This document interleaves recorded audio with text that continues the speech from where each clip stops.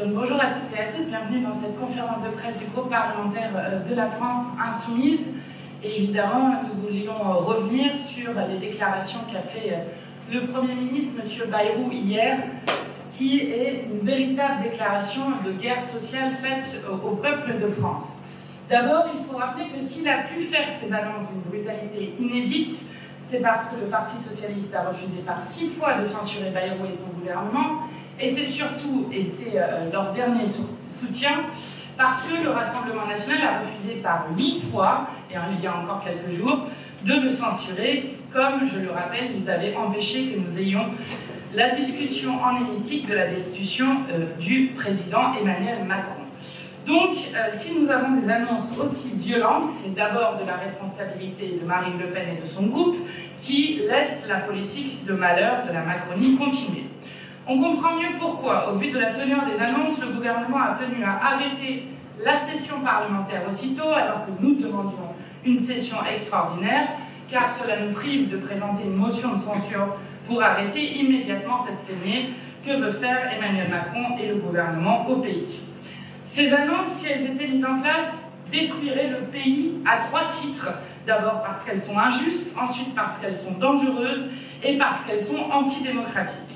D'abord, elles sont injustes parce que Bayrou est en train de présenter l'addition de la politique menée pour les riches et les multinationales au peuple de France. Avec une année blanche qui sera finalement une année noire pour des millions de gens, je prends les chiffres de l'OFCE qui indiquent que cette année blanche, dite année noire, privera un retraité de 350 €, un chômeur de 180 €, un indépendant de 165 €, un salarié de 105 € par an. Elle pèsera d'abord sur les plus pauvres du pays et le gouvernement Bayrou s'en prend aux services publics en s'en prenant aux fonctionnaires, alors que nous savons que les services publics sont déjà à l'os dans notre pays, aux malades notamment en déremboursant et en doublant la franchise sur les médicaments, aux chômeurs avec une énième réforme de l'assurance chômage, et après avoir volé 2 ans de vie aux Français en refusant de nous laisser abroger la retraite à 64 ans, il veut maintenant supprimer 2 jours fériés, dont le 8 mai, qui commémore la victoire sur le nazisme, ce qui serait un symbole absolument terrible à l'heure où les saluts nazis ressurgissent dans le monde, et y compris en France. Ensuite, ces annonces sont dangereuses, car elles font peser sur le pays le risque de récession. Je rappelle qu'elles tueraient la consommation populaire. Or, le moteur principal de notre économie reste la consommation populaire. Nous sommes déjà, je le rappelle, sur un record de défaillance d'entreprises, avec 66 000, généralement des très petites et des moyennes entreprises qui ont fait défaut cette année. Et les syndicats parlent de 300 000 emplois menacés dans les plans de licenciement, avec des annonces qui aggraveraient encore le constat qu'a fait l'INSEE il y a quelques jours, qui indiquait qu'il y avait des inégalités qui étaient les plus grandes dans notre pays depuis les années 70, et qui indiquait aussi, avec 650 000 personnes tombées dans la pauvreté en une année, qu'il y avait un record du nombre de pauvres dans ce pays, avec un taux de pauvreté le plus haut depuis 30 ans. Je rappelle qu'en France, en moyenne, il faut 6 générations pour sortir de la pauvreté. Surtout, les mêmes recettes produiront les mêmes échecs, et nous le répéterons autant de fois qu'il le faudra, non pas un problème dans notre pays de dépenses, mais un problème de recettes.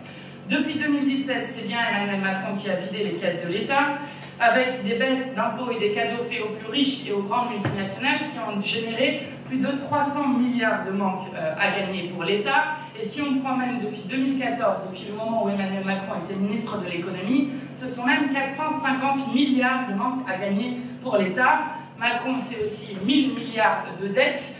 Nous réaffirmons donc aujourd'hui qu'une autre politique économique est possible, et c'est ce que nous avions démontré lors du budget dernier, l'automne dernier, où 75 milliards de recettes avaient été votés grâce aux amendements que nous avions, nous, déposés, et je rappelle qu'ils avaient donc été votés à majorité de l'Assemblée et rayés d'un trait de plume par le 49.3.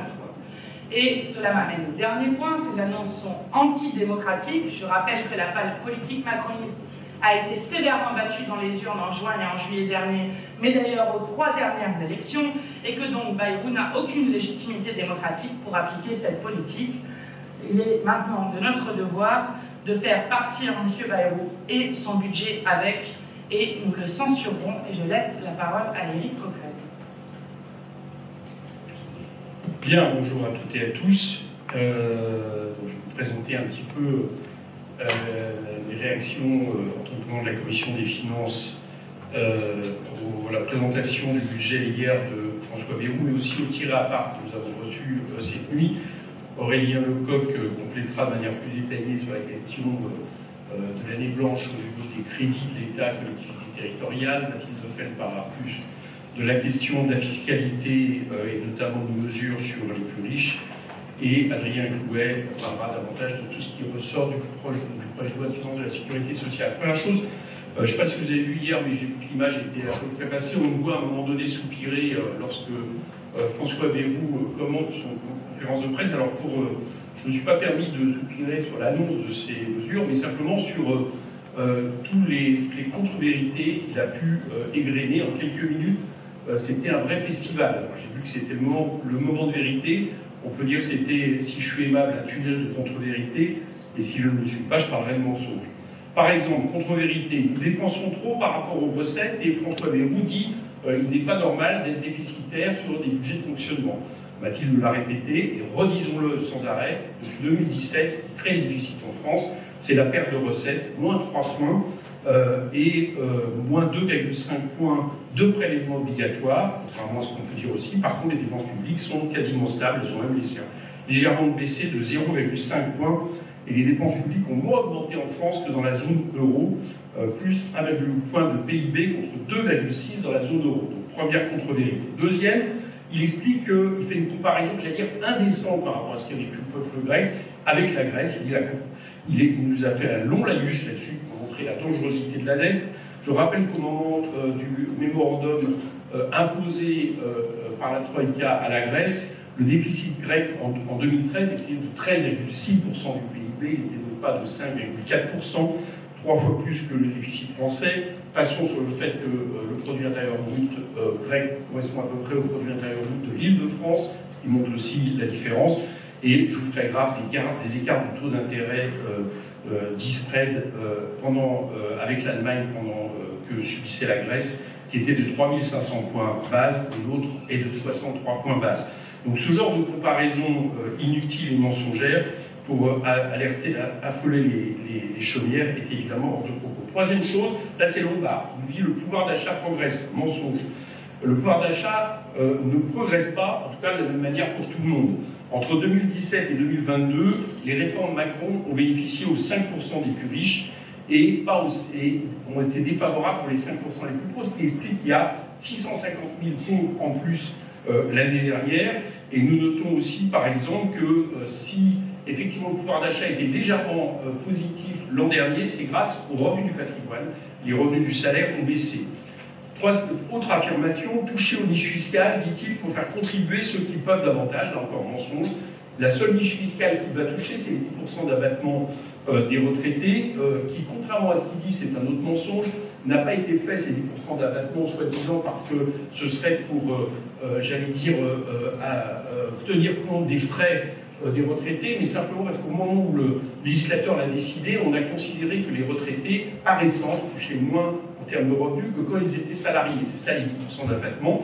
Et là encore, ils ne touchent pas à tout ce qui est crédit impôt recherche, crédit d'impôt pour le salarié à domicile, la niche du trail, etc. Il explique, je ne crois pas que nous sommes en meilleure santé que les Allemands. Là encore, on m'en faut. Je rappelle que l'espérance de vie en France, 82,4 ans, en Allemagne, 80,8 ans. La mortalité évitable, c'est-à-dire en décès évitable pour 100 000 habitants en France, 160 décès évitables, Allemagne 195. Morbidité des maladies chroniques, dont il dit aujourd'hui qu'il veut moins les rembourser, 5,3% en France, 6,9% en Allemagne, etc., etc.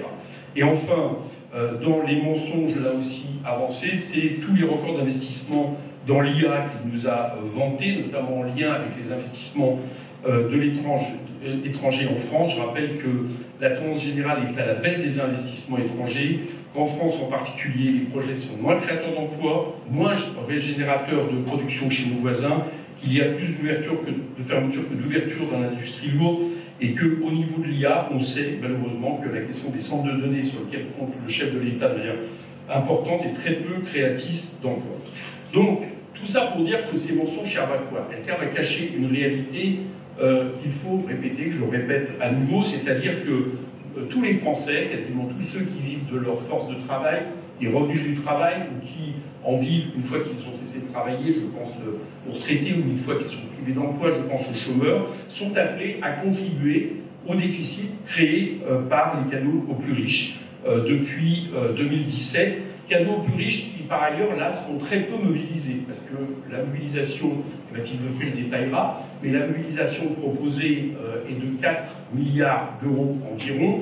Je rappelle que l'an dernier, les super profits et les hauts revenus étaient appelés à être mobilisés à hauteur de 10 milliards, soit plus de 2 fois plus, même si au final le rendement n'a pas été celui espéré. Donc on est 2 fois moins que l'an dernier, et en tout on s'aperçoit que c'est à peu près 10% des 44 milliards sur lesquels le pays est appelé à faire des économies. Donc on voit bien que tout le monde n'est pas appelé à faire le même effort, surtout ceux qui ont créé les déficits par les cadeaux fiscaux et les aides aux entreprises qu'ils ont reçues. Le gouvernement, par contre, déclare la guerre au monde du travail, on l'a dit, il y a suppression de 2 jours fériés, on l'a dit également, d'autres mesures qui sont annoncées, réduire les droits à l'assurance chômage, déréguler le marché du travail. Il met en cause les malades, Adrien Clouet détaillera la façon dont il compte le faire. Il abandonne les plus défavorisés, notamment à travers le gel des pensions. Il fait les retraités les premiers perdants de sa politique, là encore, à partir des gels des pensions. Et également, il va mettre à la diète, là je vais en parler un peu plus longuement, les ministères de l'État, les missions de l'État qui vont donc être impactées considérablement. Alors, disons-le très clairement, la manière d'être impactée ne va pas être la même pour tout le monde. C'est-à-dire que dans la foulée du chef de l'État, François Bayrou a confirmé que le budget de l'armée serait augmenté de 6,7 milliards d'euros, soit les 3 milliards qui étaient prévus dans la loi de programmation militaire et qui sont donc confirmés, plus 3,5 milliards qui seront ajoutés, comme d'ailleurs en 2027.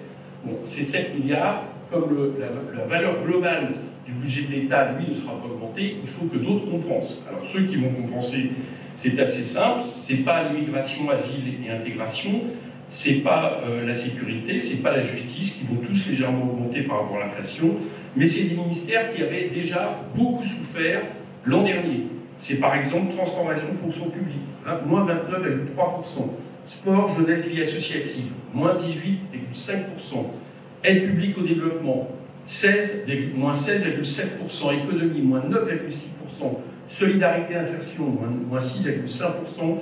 Relations avec les collectivités territoriales, moins 5,9%. Le travail, emploi, administration, moins 5,5%. L'agriculture, forêt, moins 5,4%, cohésion de territoire dans lequel, je rappelle, il y a le logement, moins 5,1%, outre-mer, moins 4,4%. Et même l'enseignement scolaire souffre peut-être moins en termes de pourcentage, moins 0,7, mais les volumes sont tels que ça fait quand même une baisse de 439 millions d'euros que l'enseignement scolaire devra mettre sur la table pour compenser les augmentations des dépenses militaires. C'est dire que là on touche des ministères évidemment qui, au-delà de la mission régalienne de l'État, défense, sécurité, justice, on s'aperçoit que c'est l'ensemble des ministères qui composent ce qu'il est convenu d'appeler l'État social, qui vont souffrir considérablement de cette politique, avec là aussi quelque chose qu'il faut préciser, c'est que dans les 10 milliards qui sont annoncés en moins pour l'État, il y a 5,2 milliards en moins pour les opérateurs. Là, je crains fort qu'on ait une politique à la Trump, c'est-à-dire de tronçonneuse par rapport aux opérateurs. Pour bien comprendre, Amélie de Montchalin, jusqu'à maintenant, expliquait qu'il y aurait un effort de 2 à 3 milliards. Comment elle justifiait que cet effort de 2 à 3 milliards était plus important que les 540 millions d'euros annoncés par la commission d'enquête du Sénat? Elle disait que là, par contre, elle comptait toucher des missions. Alors, inutile de dire que si c'est 2 fois plus, ça veut dire que des opérateurs vont être sacrifiés, supprimés, et que d'autres vont voir leurs revenus considérablement amputés. Je rappelle que les opérateurs, pour mémoire, ont été créés quand on a voulu diminuer le nombre de fonctionnaires. On a externalisé ça, et aujourd'hui, c'est ce sur quoi on a externalisé les services de l'État qui sont désormais attaqués dans une politique qui est considérablement trumpiste. Et évidemment, les opérateurs, c'est l'ADEME, c'est Météo-France, l'Agence Bio, l'Office français de biodiversité, l'INC qui devrait être supprimé d'après les informations que j'ai eues. Donc on voit bien que là aussi, c'est des services considérables rendus à la population.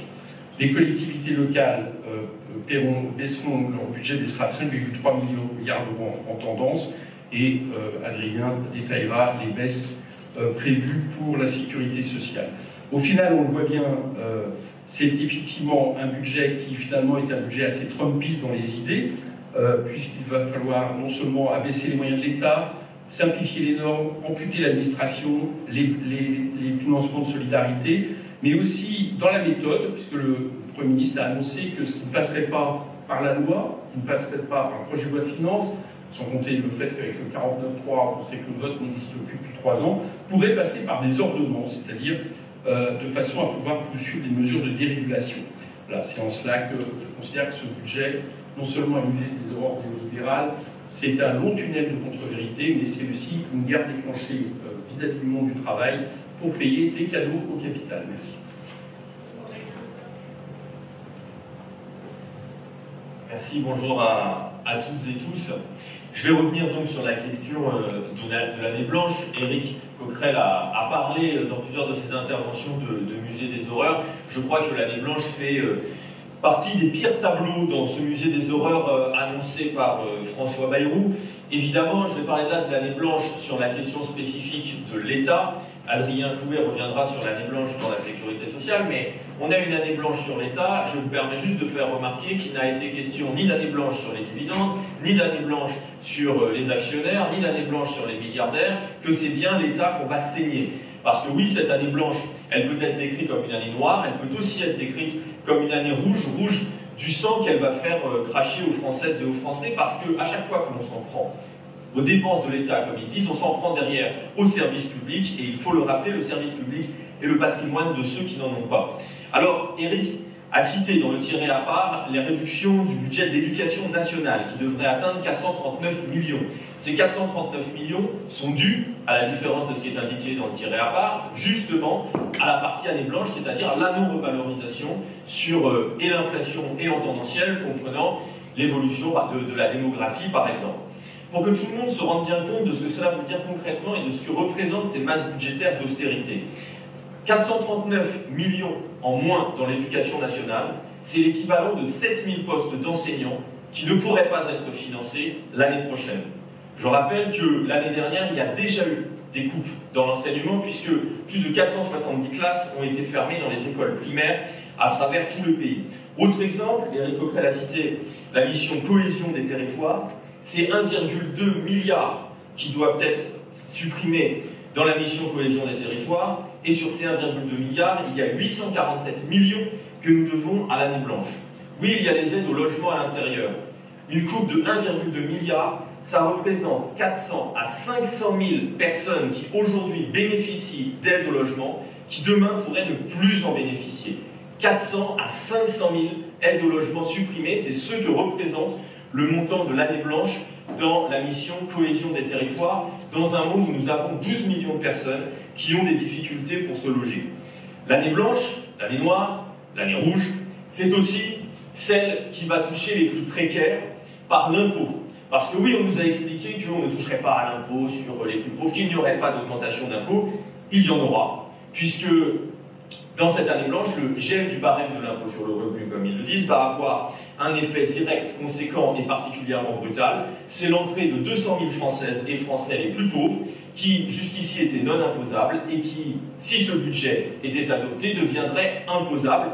Donc oui, il y aura un poids fiscal sur les plus pauvres si nous ne faisons pas obstacle à ce budget. Je rappelle simplement, pour qu'on se rende bien compte, que pendant qu'on va aller rendre imposable peut-être 200 000 Françaises et Français en plus, les 378 Français les plus riches, les milliardaires, eux, ont un taux d'impôt sur le revenu moyen de 2%, et que les 10% les plus riches ont vu en 2023 leur taux d'imposition baisser de 0,1%, alors que leurs revenus ont augmenté de 2,3%.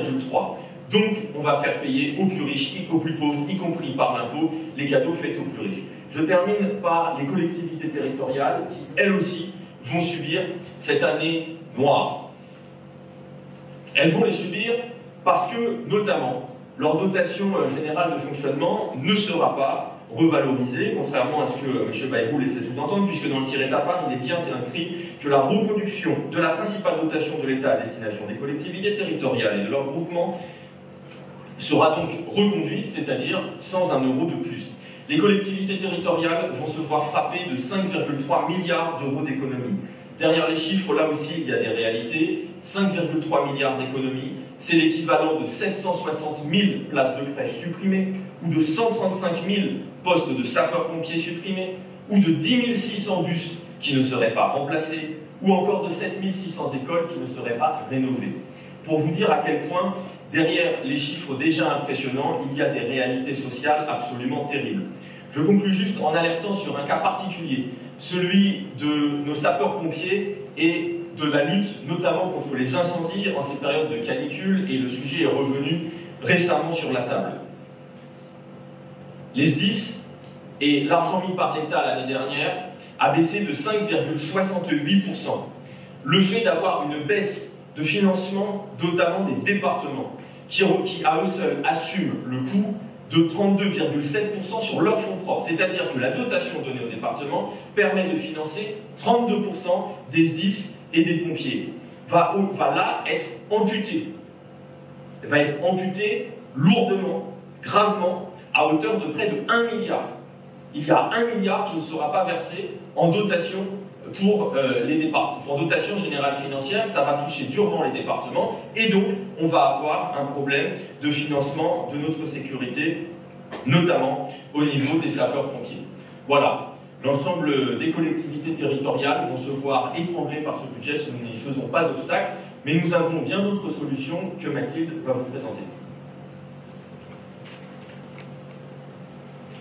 Merci, bonjour à tous. Donc on vient de voir le florilège des mesures très sophistiquées qui sont présentées pour tailler dans les dépenses avec des comptes d'apothicaire. Par contre, dès qu'il s'agit des recettes, ce gouvernement ne sait plus compter. Pourtant, la solution, elle est bien de ce côté, on le répète assez, il y a de l'argent dans ce pays, il suffit de s'organiser pour aller le chercher et le redistribuer. Donc, Bayrou a fait 3 annonces côté recettes. La première, c'est la contribution de solidarité pour les plus hauts revenus. On ne sait pas très bien ce qu'il y a dedans. Bayrou renvoie au travail des parlementaires, des commissions des finances. On ne sait pas s'il s'agit de la contribution différentielle sur les hauts revenus, de la taxation exceptionnelle des bénéfices au-dessus d'1 milliard. En tout cas, elle est chiffrée à 4,2 milliards, ce qui est 2 fois moins, Éric Coquerel l'a dit tout à l'heure, que dans le PLF 2025. Donc soit c'est de l'amateurisme, soit on peut s'interroger sur la volonté réelle du gouvernement d'aller taxer les plus riches.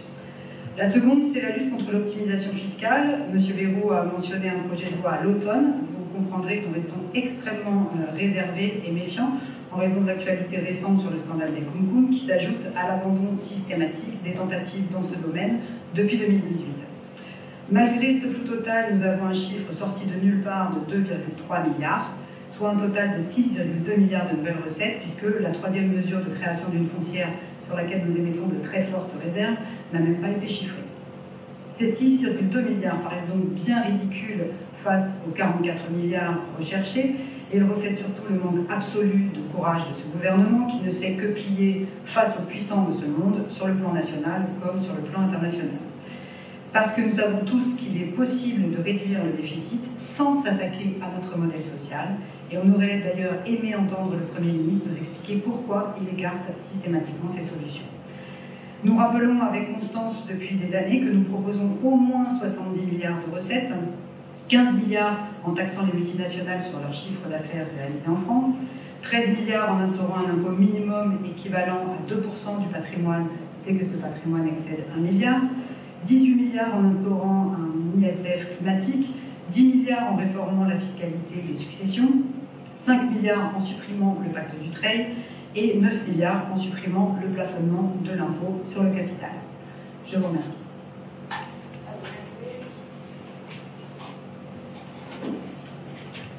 Merci beaucoup. Je vais essayer de vous décrire à quoi ressemblerait la vie pour des assurés sociaux après le plan Bayrou. Que se passerait-il si effectivement M. Bayrou arrivait à mettre en place tout ce qu'il a annoncé? Imaginez une personne qui aurait une affection longue, diabète, sclérose en plaques, maladie d'Alzheimer, et bien suivant son parcours de soins demain, entre les mains de M. Bayrou. D'abord, cette personne sera taxée de 50 € par la nouvelle franchise médicale qui est rehaussée à hauteur de 100 €. Ce qui signifie que le gouvernement actuel entend taxer les malades.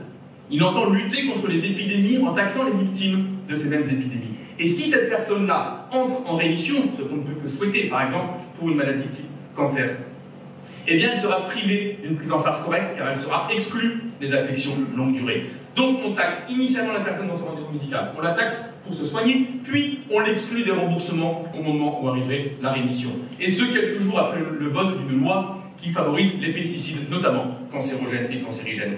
Et si jamais ce même individu a eu le bon sens de solliciter un arrêt maladie, parce qu'il n'est plus en capacité de travailler, ce que prévoit M. Bayrou, c'est de supprimer la visite d'aptitude. C'est-à-dire que cette personne retournerait au travail sans passer devant un médecin qui, effectivement, jugerait de sa capacité, de l'adéquation physique à son poste de travail. Bref, le Diafoirus du Béarn compte faire du mal à toute la population française. Et on connaît les effets d'une telle politique. Les gens vont chercher les médicaments les moins coûteux, ou changer de posologie et de traitement, y compris s'ils sont moins adaptés, ou renoncer aux soins. Et donc, à la fin, ils seront malades.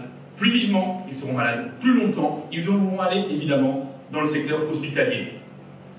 Et là, patatras, secteur hospitalier, 6 milliards de coûts, annoncés par M. Bayrou. Donc la même personne qui aura été rendue malade et qui aura vu sa situation aggravée, arrivera dans un hôpital d'où auront été supprimés l'équivalent de 130 000 infirmières ou infirmiers. Et pendant que vous êtes à l'hôpital, qu'est-ce que vous faites avec les enfants, par exemple? Vous les confiez aux grands-parents? Non, 350 € de pension en moins. Une partie n'auront même plus les moyens de faire le déplacement pour venir les prendre en charge. Il va falloir tout payer soi-même. Payer soi-même avec une perte moyenne de 80 € d'allocation familiale, de 60 € de prime d'activité et de 40 € d'APL. Vous avez d'autant moins le temps de prendre en charge les enfants, les petits, ceux qui sont avec vous quand vous êtes malade, qu'en plus, M. Bayrou annonce une énième offensive, cette fois-ci, sur les chômeuses et sur les chômeurs. Si vous avez débuté un boulot au mois de janvier dernier, eh bien, vous n'aurez plus le droit à une indemnisation aujourd'hui, parce qu'il aura fallu être affilié 8 mois au lieu de 6 pour bénéficier de l'indemnisation pour laquelle pourtant toutes et tous vous auriez préalablement cotisé. Bref, petit ou grand, classe moyenne ou famille populaire,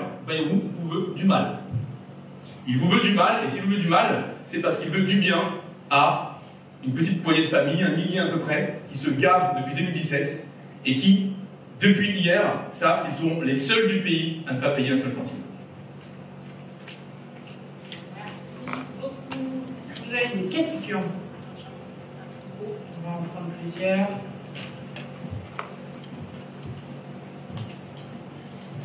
Bonjour, Nicolas Dumas pour BFM TV. Au début de votre intervention, vous avez parlé notamment du Parti Socialiste. On a l'impression qu'ils souhaitent négocier, mais en même temps, ils veulent voter la motion de censure. C'est pas très clair. Qu'est-ce que vous avez compris?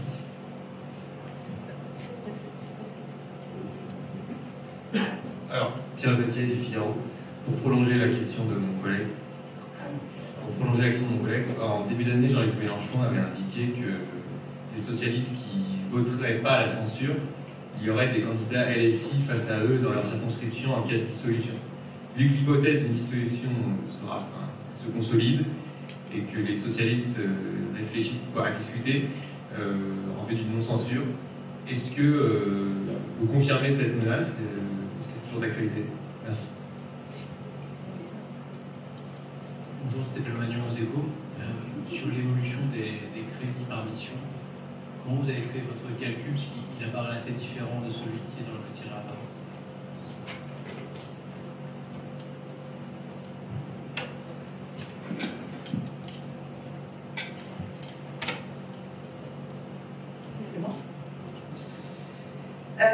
Sur le Parti Socialiste, alors qu'est-ce qu'on a compris? Eh bien, vous leur demanderez, mais je veux juste dire plusieurs choses. D'abord, François Bayrou a dit qu'il y aurait des discussions à l'Assemblée nationale et que les annonces qu'il a faites hier seraient soumises à la discussion parlementaire. Éric Coquerel l'a rappelé à l'instant, cela fait 3 ans que nous ne votons aucun budget. Et lors de la dernière session sur la question du budget, nous avons, nous, rapporté en recettes 75 milliards d'euros qui ont été effacés d'un trait de plume avec le 49.3. Donc tout cela, et j'espère que le Parti Socialiste l'a compris, n'est que de la poudre aux yeux. Et donc la première des choses à faire, c'est de faire partir Bayrou et son budget avec. Je le dis d'autant plus que les promesses qui avaient été faites au Parti Socialiste pour ne pas censurer François Bayrou se sont révélées être des absolus mensonges. Vous n'avez qu'à voir quel a été le résultat du conclave. Ça, c'est la première chose. La deuxième chose, sur la dissolution, vous nous permettrez de nous organiser en temps voulu sur les différentes choses, mais je veux quand même noter qu'il y a quelques jours, nous avons eu une motion de censure et que les seuls qui ont permis à Bayrou de faire ces annonces aujourd'hui et de continuer cette politique qui a été rejetée dans les urnes s'appellent Marine Le Pen et l'extrême droite, et que ce sont eux qui sont responsables aujourd'hui d'un pouvoir et d'un gouvernement qui continue avec notamment M. Retailleau, dont la présence seule, je le redis, justifie une censure. Donc nous censurerons ce gouvernement le plus vite possible, et je le redis, ce n'est pas un hasard que, contrairement à beaucoup d'autres années où nous avons terminé le 25 juillet, le 4 août, le 8 août parfois, eh bien ce n'est pas un hasard que nous ne soyons pas en session parlementaire, car François Bayrou avait prévu que la violence et la brutalité de ces annonces ne puissent pas donner lieu à une censure immédiatement. Je vais laisser Éric Coquerel répondre sur les deux troisième points. Plaisir à répondre aux échos. C'est assez simple, c'est dans le tir à part, pour un peu le dire à mon frère qui n'a pas eu la chance, que vous avez eu manifestement dans le tir à part dans la première, vous avez en valeur, vous avez des baisses budgétaires. Donc on a tenu compte de cette budgétaire, sauf que nous on l'a augmenté de l'inflation, c'est-à-dire un peu plus d'1% d'inflation qui sont pris en compte, parce qu'on estime que si vous ne tenez pas compte de l'inflation, c'est une baisse. Donc par exemple, pour vous donner une idée, sport, jeunesse, vie associative, moins 314 millions d'euros, c'est en tenant compte de la baisse en valeur et de la baisse d'inflation. Voilà pourquoi ça n'arrive pas tout à fait à vos chiffres, mais ça me semble un peu plus réel. Ce qui est important à dire, je l'ai dit très vite tout à l'heure, mais hier le Premier ministre a annoncé une stabilité, c'est-à-dire que les budgets n'augmentent pas. Sauf que comme, je ne vais pas l'avoir dit, je l'ai dit tout à l'heure, je préfère le répéter, comme le budget de l'armée, lui, augmente de près de 7 milliards, les ministères que je vous ai cités, non seulement ce sont des budgets qui n'augmentent pas, mais qui baissent même en valeur. Hein, c'est-à-dire qu'il y a moins d'argent que l'an dernier, et donc par rapport à l'inflation, c'est beaucoup moins, encore plus. Et je n'ai pas fait le calcul ici, mais par rapport au tendanciel, c'est évidemment une baisse encore plus considérable. Je n'ai pas encore fait le calcul, mais elle est plus considérable. C'est clair pour ça? Merci.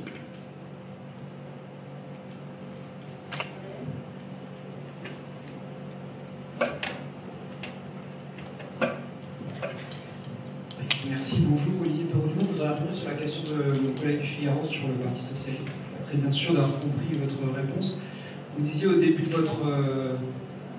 votre intervention, Madame Panot, que si François Bayrou peut faire ce budget, c'est, je vous cite, parce que le PS a refusé par 6 fois de censurer et parce que le RN a refusé. Voilà, et je n'ai pas compté le nombre de fois du RN. 8 fois. 8 fois. Est-ce que vous les remettez dos à dos?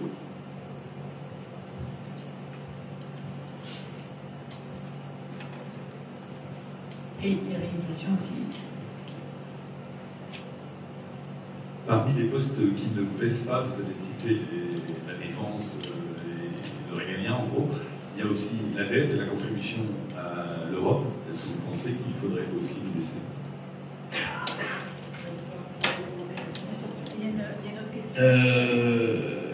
Oui, je n'ai pas parlé de la dette parce que là j'ai parlé des missions. Hein, c'est pour ça que j'ai mis de côté certains budgets, mais d'ailleurs je vais vous faire une question sur un autre budget. Donc voilà pourquoi je ne l'ai pas fait. Sur la contribution à l'Europe, oui, je pense que ça se pose. Je vous rappelle que l'an dernier, nous avons souhaité la baisser. Voilà, donc il me semble, le minimum, c'est qu'à partir du moment où on baisse les budgets de l'État, je ne vois pas pourquoi il y aurait par contre une augmentation de la contribution à l'Europe. Ça me semble un peu paradoxal, donc voilà, je donne mon avis là-dessus. Ça me permet juste de vous faire une précision. Il y a un budget qui n'apparaît pas, qui est évidemment important, que je ne vous ai pas décrit, c'est le budget de l'environnement et de l'écologie. Alors, il n'apparaît pas pour une bonne raison, c'est qu'on n'a pas encore la répartition des lettres de plafond. Et les lettres de plafond sont importantes dans le budget de l'écologie, parce qu'en réalité, ils tiennent compte du service public de l'énergie, qui est une obligation de l'État et non un arbitrage politique. Donc, en gros, les compensations que reçoit l'État de la CRE. On estime que ce n'est pas, à proprement parler, un investissement contre le dérèglement climatique et on va dire environnemental.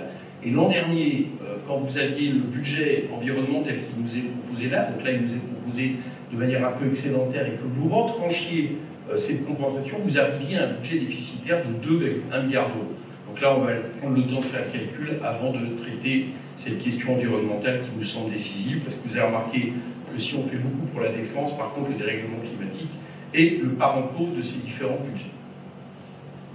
Quant à la deuxième question, nous n'avons jamais renvoyé dos à dos le PS et le Rassemblement national, mais il y a des faits. Si M. Bayrou a pu continuer sa politique depuis 6 mois, avec, je le rappelle, notamment un ministre de l'Intérieur qui a crié devant des milliers de personnes à balles voiles, qui a organisé des traques aux personnes exilées dans notre pays, eh bien c'est parce que, par 6 fois, d'un côté, le Parti socialiste a refusé de les censurer, et par 8 fois, de l'autre côté, le Rassemblement national a refusé de le censurer. Et je trouve heureux que le Parti socialiste ait retrouvé la raison et la dernière fois voté la censure du gouvernement Bayrou, car je le rappelle, le Nouveau Front Populaire a gagné les élections il y a exactement 1 an, et le Nouveau Front Populaire, dans son programme de rupture, commençait par ces phrases qui disaient que le Nouveau Front Populaire va rassembler des hommes et des femmes pour proposer une alternative en rupture avec la politique d'Emmanuel Macron. Et que donc le mandat qui nous a été donné par les électeurs et les électrices nous oblige à tout faire pour refuser le coup de force antidémocratique qui a été fait il y a 1 an avec des gouvernements illégitimes depuis, avec le refus de reconnaître le résultat des urnes et avec une politique qui se continue malgré le vote des Français extrêmement clair il y a 1 an. Bien sûr. Oui, donc juste sur le Parti socialiste, je voudrais rajouter quelque chose, c'est que là, il y a une discussion qui s'ouvre. J'ai entendu hier Olivier Faure sur BFM expliquer que dans l'état actuel de ce qui était proposé, il y aurait censure.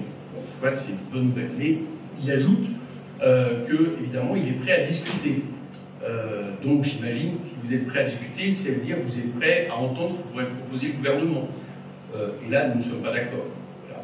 Vu l'énormité de ce qu'est ce budget, qui ne peut être réduit, je le dis, parce qu'à certains moments, je me demande si les 2 jours fériés qui sont mis sur la table, qui sont la grosse cerise sur le gâteau, donc nous, pour notre part, nous ne considérons pas, nous ne sommes pas en l'an dernier. L'an dernier, nous ne savions pas comment les choses pouvaient évoluer à partir du moment où nous sortions d'une victoire en juillet 2025 et nous pensions que l'Assemblée, et elle l'a fait d'ailleurs, pouvait modifier ce budget en profondeur.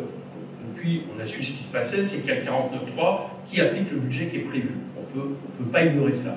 Donc là, aujourd'hui, dans l'État, on ne voit pas très bien ce qui est à trouver comme compromis avec le gouvernement, ce qui est à rentrer en discussion avec le gouvernement. Manifestement, ils veulent des discussions. J'espère que les socialistes n'en ont pas. Et c'est pour cette raison que nous disons que, en tout état de cause, il faudra censurer au plus vite ce budget. Et nous attendons évidemment les socialistes au rendez-vous là-dessus.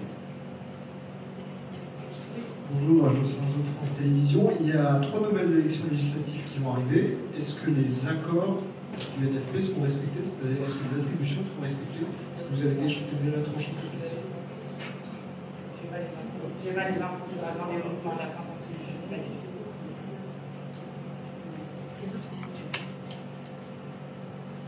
Autre question? Non, c'est bon. Merci beaucoup. Merci.